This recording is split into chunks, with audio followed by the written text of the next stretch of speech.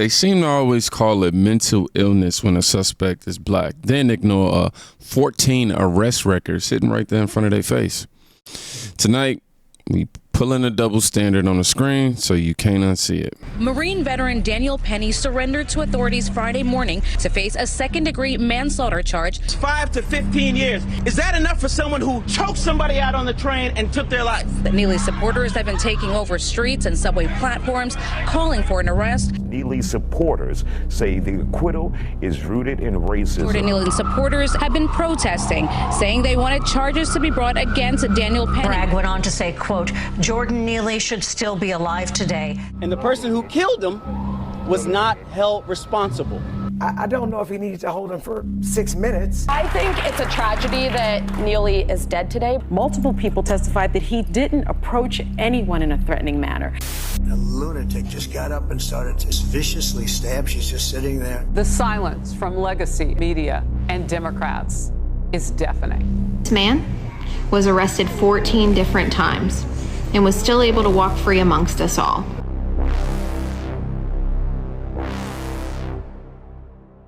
Man, makes absolutely no sense. Wall-to-wall outrage for Daniel Penny. For Iryna, be nice. Don't make it radical. Don't be political. Watch how fast the same people police your tone while skipping a suspect's record.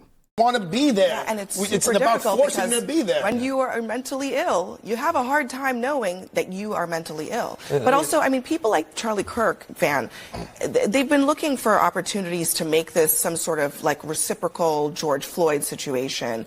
And that's the part that I think he's almost giving away the game. And it's sad to see a lot of people going along with it. You know, let me just say a couple of things. One is, I mean, what happened to that young woman was horrible. And it's everybody's nightmare.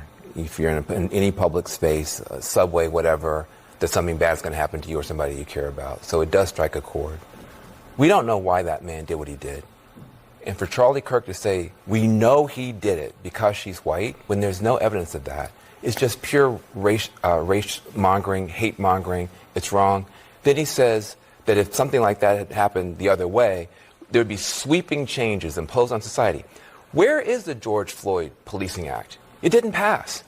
Even when you had a white police officer murder a black man on live television, the whole world saw, there were no sweeping changes. In fact, not one law was passed at the federal level. So I think that's an important thing to point out. The other thing is, you mentioned the thing about cashless bail. I think this is a big challenge that we have. Would you have felt better if there had been cash bail and the mom had come and put down $1,000 to let him out? It's not about cashless bail or no cashless bail. It's about the fact that we don't know how to deal with people who are hurting in the way this man was hurting. Hurt people hurt people. What happened was horrible, but it becomes an opportunity for people to jump on bandwagons. And then for someone like Charlie Kirk, he should be ashamed of himself. No one mentioned the word race, white, black, or anything except him. What people mentioned is the horror of what happened to this young woman. He didn't say it was radical, except the suspect bragged he got a white girl. I'll say that one more time. The suspect bragged he got a white girl. And the facts we do have. We do. 14 prior arrests was soft-pedaled. When reality hurts the narrative, they reframe the motive and flatten history. I'm tired also of the term mental illness being used as a cover for criminality. When a thug targets a woman, that is not insane. He knows she's weaker.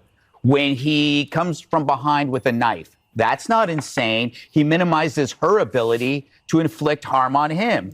When the thug flees, that's sane because he knows if he stays, he'll be arrested. So what would be insane would be if he were to face off against a man without a weapon, somebody like a Tyrus. That would be insane. You'd go, okay, that's crazy. But almost all of these people that do this stuff, they go after women. That is not insane. That's self-preservation. This is not insanity. It's an evil mind. And it's an evil mind that is somehow excused in a culture that weaponizes victim status. In this case, mental illness. And what is it about a society that contributes to this? And I say this based on my own personal evidence of being on city streets every single day in New York, that when a homeless person is shouting at people, he's not shouting, "I really made a mess of my life. Boy, I really screwed up." No, his aggression is purely blaming other things and other people. He blames the world, he blames people, he blames you. So we're living in a progressive ideological nightmare where the worst in society is empowered by a sense of victimhood. So when this happens, they will still get people like Brian Stelter that says, "Oh, be careful of the racism," or other people saying, "You know what? We really need to be concerned about our services to the mentally ill," which may or may not be true, but he's not mentally ill. He needs to be executed. Lastly, I asked Grok for a conservative count of the number of times the George Floyd video was played, looking at tweets and social media, Instagram, news networks. It came to a conservative number of 975 million times. That is not counting retweets. So that is a snapshot of this liberal disease, the hierarchy of problems. The media and politicians, people like Stelter, implore you not to cover one problem, but to amplify another one to a destructive degree that leads to riots, leads to dozens of deaths. But do not cover this other thing because that is racist. And that is not as important. In the hierarchy of problems, we decide what you cover. Now, Christina Pushaw wrote under here, and I want to read it. I feel like it's pretty compelling. I believe he has schizophrenia, but he also knew what he was doing in that moment. He needs to be separated from society permanently, she wrote. Targeting a weaker victim, striking from behind, then fleeing is not insane, apparently. It's predatory and calculated, man.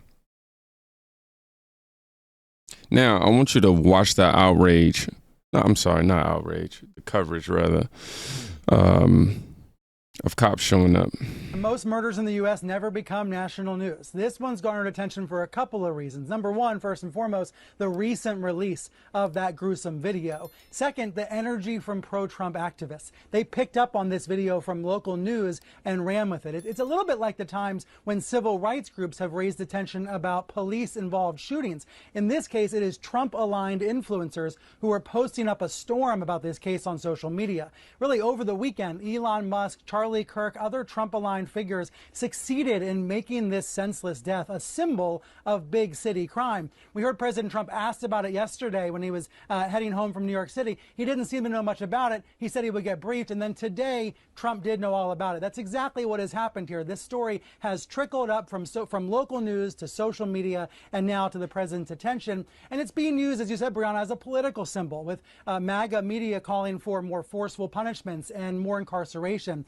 I have to say, some of the replies to Musk, some of the comments around this story are baldly racist, stoking fear of African Americans because this man attacked a white woman.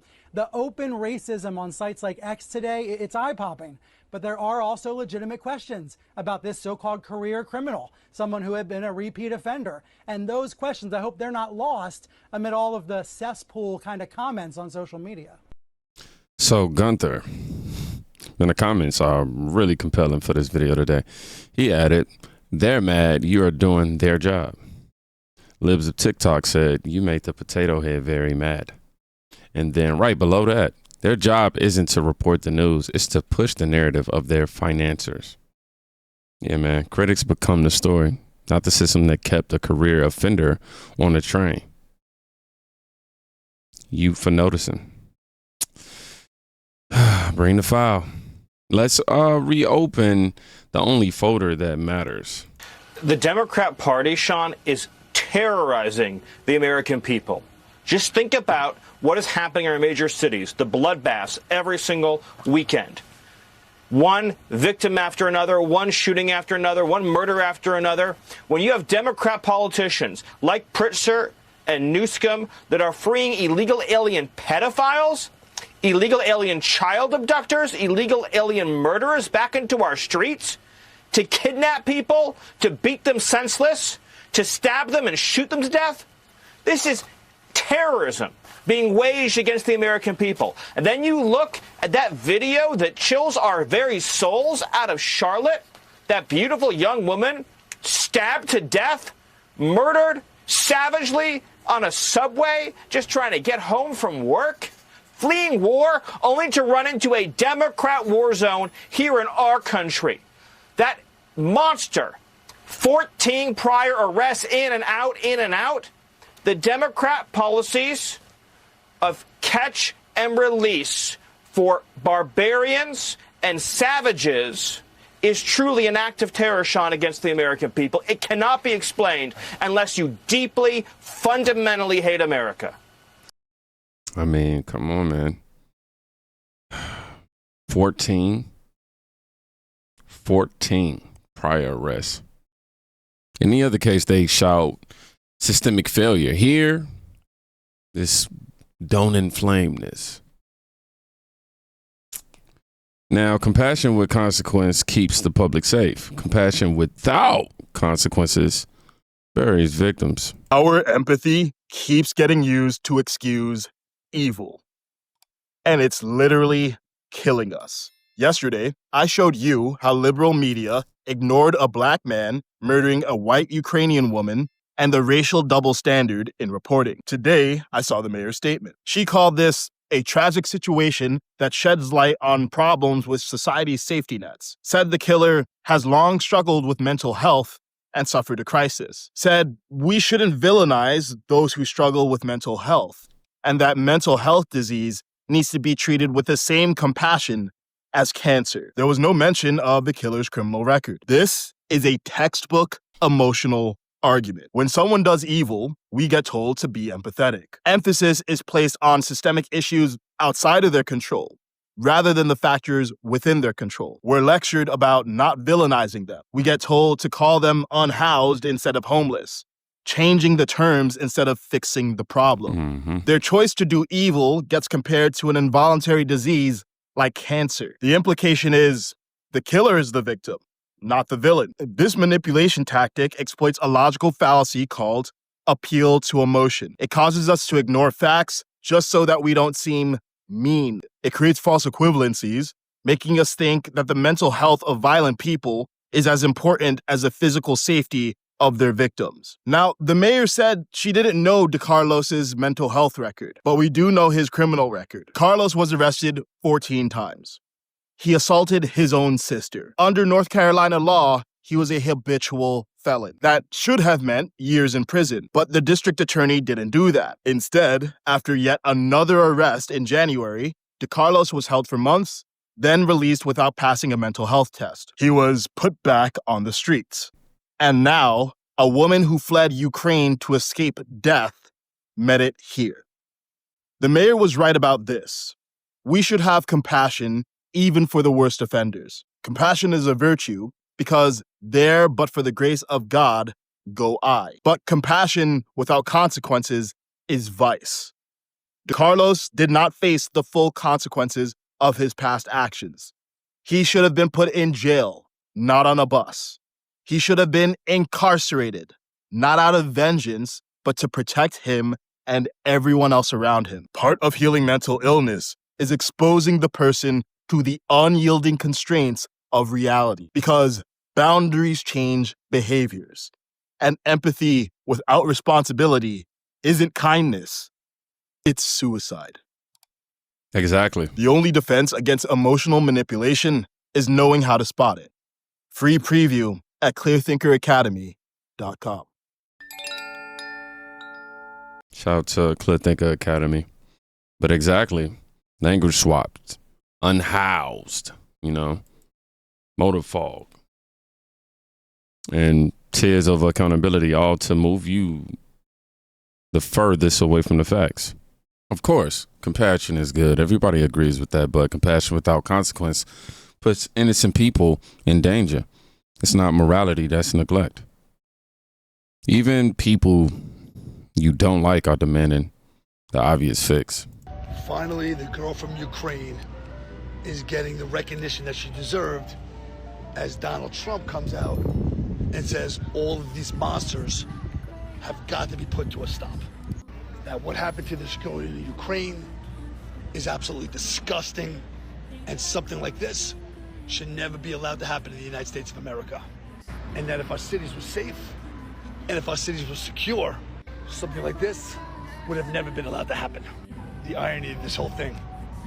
This girl survives a war in Ukraine just to come here to the United States of America and have her life taken away from her. And it was brutal. One of the most heinous videos I have ever seen since I've been running this campaign of protecting all of our women and all of our children over here in the United States of America, as this coward came up from behind her, above her, and bop!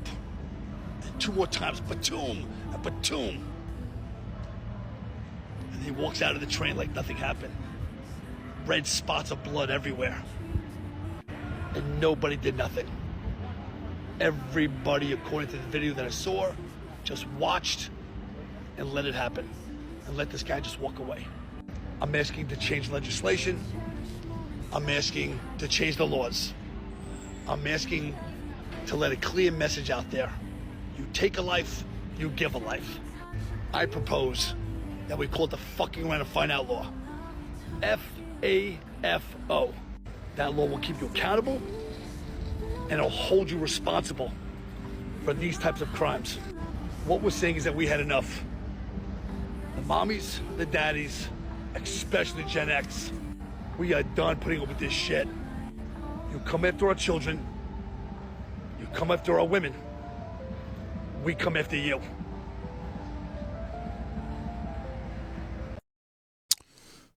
Stop releasing repeat predators back into public spaces. This shouldn't be controversial. It really shouldn't. It's basic protection. And notice the silence whenever the story cuts against the script. Okay, can somebody please explain this to me? So we have a criminal suspect with a criminal record a mile long who dies while being arrested by a policeman. He becomes a national hero. Okay? Seeing his picture all over, not just the United States, all over the world. And then we have this innocent girl who gets on the metro and sits down and is stabbed in the neck by a criminal who's been arrested 14 times. And the media could practically care less. The leftists who care so much about women's safety and women and all this stuff that they talk about, and they could care less. How is this happening in our society? I can tell you exactly how it's happening. Because George Floyd, he fits the narrative because he's a black man and he was, quote, unarmed. And that guy who killed him was a police officer, and he fits the narrative even more because he was a white guy. And then on the flip side, the guy on the train with the criminal record a mile long has been arrested 14 times. He's a black guy, and the woman he stabbed was a white woman. Guess white lives don't matter, do they? Especially when they get stabbed by black criminal suspects. It's really sad, folks, what's going on in this country right now. And folks need to stand up and push back against it because it's a bunch of baloney. So some of you leftists that support all this garbage that's going on right now, come on and tell me what you think about this. Tell me how in the world a guy with a criminal record can become a hero and an innocent woman just going about her daily activities who's killed by a criminal can just be an afterthought, the news media, and in your mind.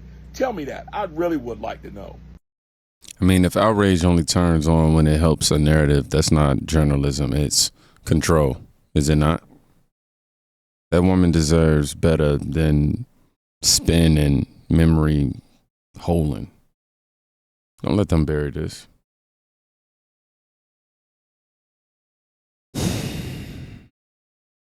She made it out of a war and died on a train in our care. She wasn't a headline. She, in her eyes, was in danger. 14 prior arrests, 14 chances to protect her. And we didn't. Instead, they had been told to soften the words, to argue about the tone, or call it something gentler while a family got a phone call no one should ever get. Public safety should be a promise, right? The city either keeps it or it lies. To every family with an empty chair because a repeat offender was sent back into your neighborhood, look, I'm sorry. You deserve our courage and you got our excuses. Tonight, it stops here. 14 arrests is not a storyline. It's a system failure with a face. And that face mattered. If you love someone, if you ever waited for a text that never came, you know what this feels like. For that woman and for the victims whose names never trend, we will not let them be buried twice.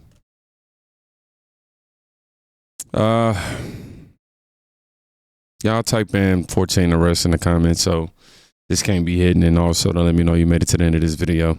Y'all be safe. Go check on a friend today. You could be saving their life. Peace.